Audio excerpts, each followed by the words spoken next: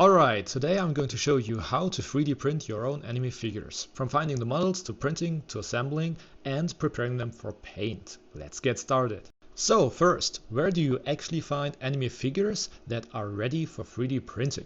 One popular site is My Mini Factory. You'll find a lot of anime models there, but I will say this, the search function on My Mini Factory can be a bit frustrating.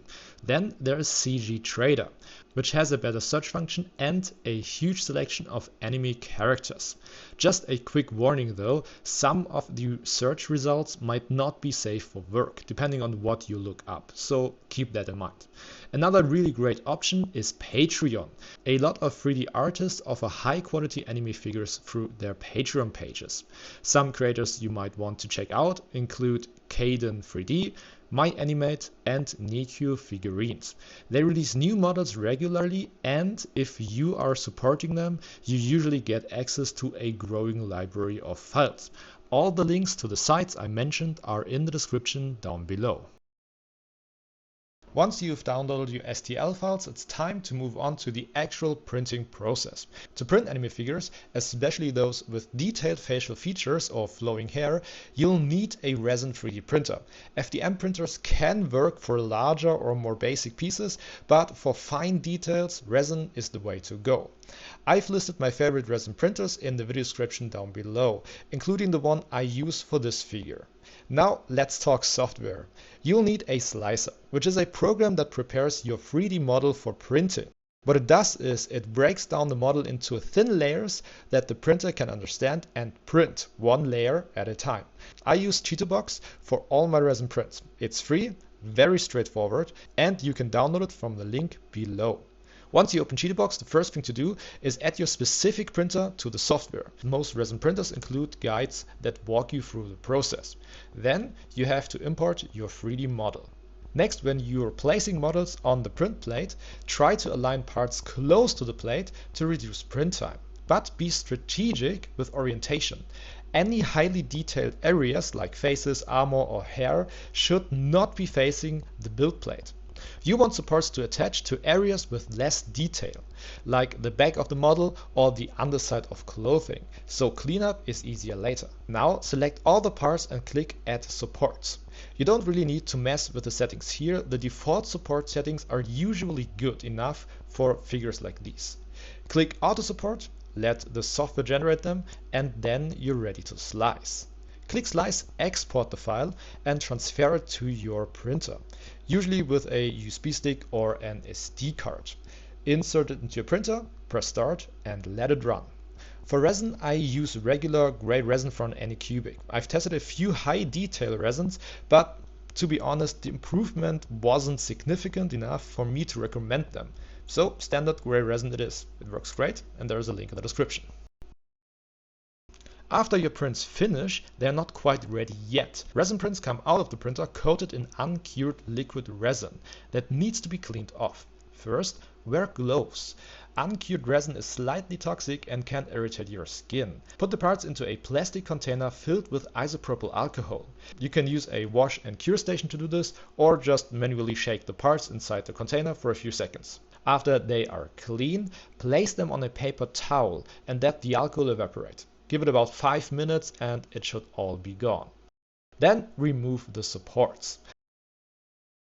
After that, put the parts into your curing station, or you can also use a regular UV lamp to cure your resin. This final cure hardens the model and makes it safe to handle. Next up is sanding. Even with a good support setup, there will be small marks left on your model where the supports were attached. These show up as tiny bumps or dots on the surface. Use high-grit sandpaper to smooth these out. And again, this is where orientation matters. Let's say you've got a detailed torso piece like this. You want all the intricate detail facing away and minimal detail side facing towards the build plate.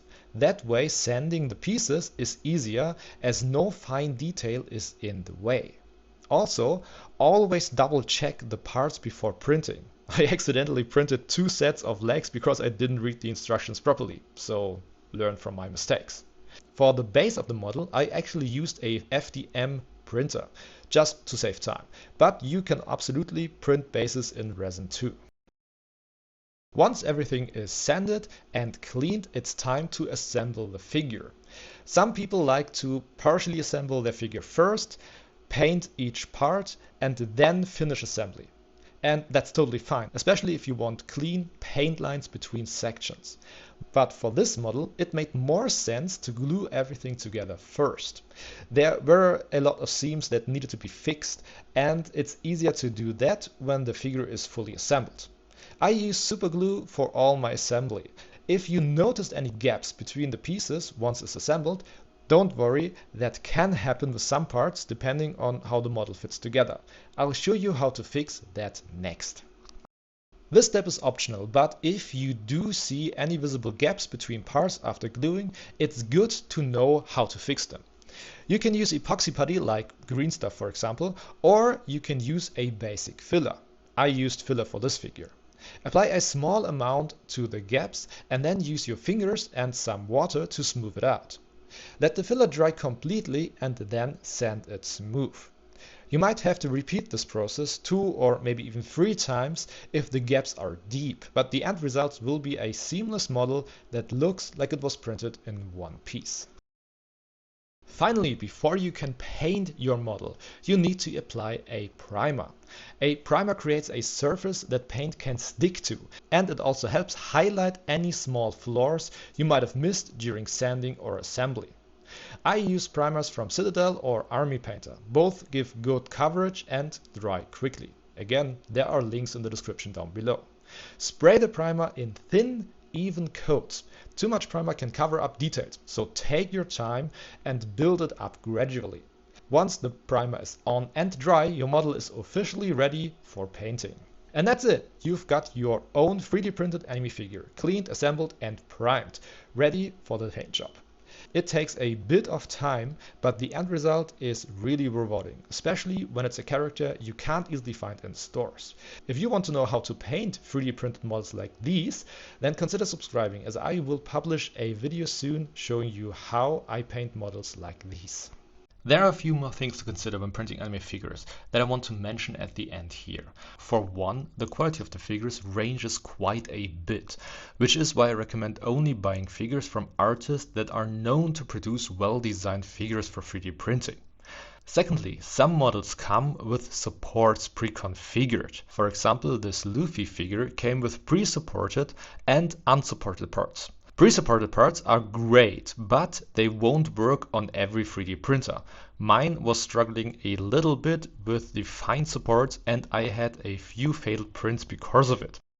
But generally, pre-supported parts can be very helpful, especially for beginners. And finally, not every figure needs as much work as this Garb figure needed. This Luffy figure, for example, didn't need any filler and only minimal sanding.